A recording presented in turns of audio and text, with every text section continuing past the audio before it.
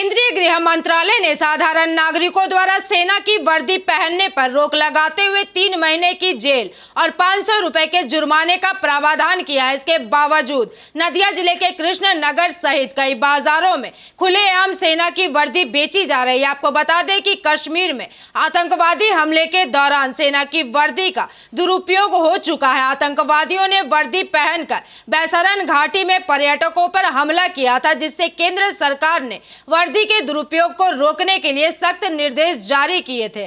मिली जानकारी के अनुसार नदिया के सीमावर्ती इलाकों में भारत बांग्लादेश सीमा पर लगातार घुसपैठ की घटनाएं सामने आ रही है और स्थानीय लोग बीएसएफ की निगरानी बढ़ाने की मांग कर रहे हैं। आशंका जताई जा रही है कि सेना की वर्दी का इस्तेमाल कर आतंकवादी, आईएसआई एजेंट, जेएमबी के सदस्य और रोहिंग्या घुसपैठ कर सकते हैं। बता दें कि स्थानीय निवासी स्वपन कुमार भौमिक ने सवाल उठाया कि सीमावर्ती इलाकों की सुरक्षा को कब प्राथमिकता दी जाएगी। फिलहाल यह देखना बाकी है कि बाजारों में वर्दी बेचने वालों के खिलाफ पुलिस प्रशासन कोई कार्रवाई करता है या नहीं। यदि अनदेखी जारी रही तो नदिया में भी कश्मीर जैसी घटनाओं की पुनरावृत्ति से इनकार नहीं किया जा सकता।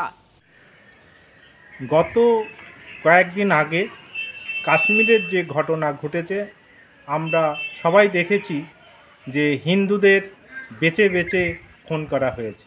কারা করেছে? তারা হচ্ছে জঙ্গি।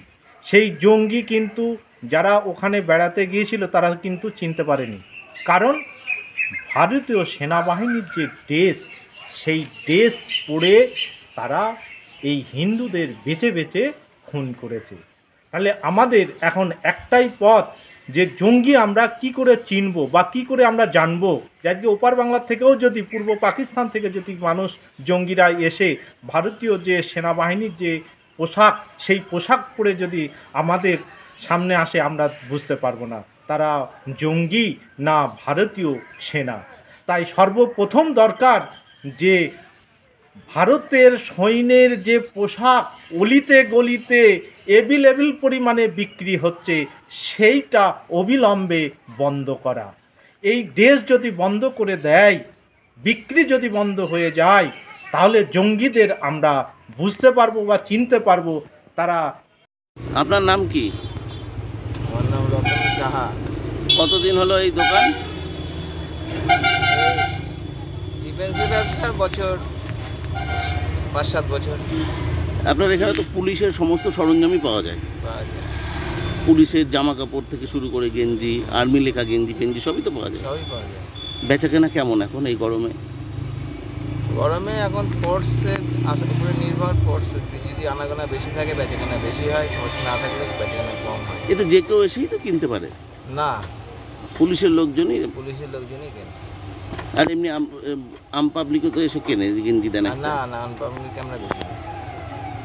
কেমন কি বেচাকেনা তাও? মোটামুটি টুকটাক, এখন কম্পিটিশন বাজার, সবাই ব্যবসা করছে। Bureau report, PVTV news.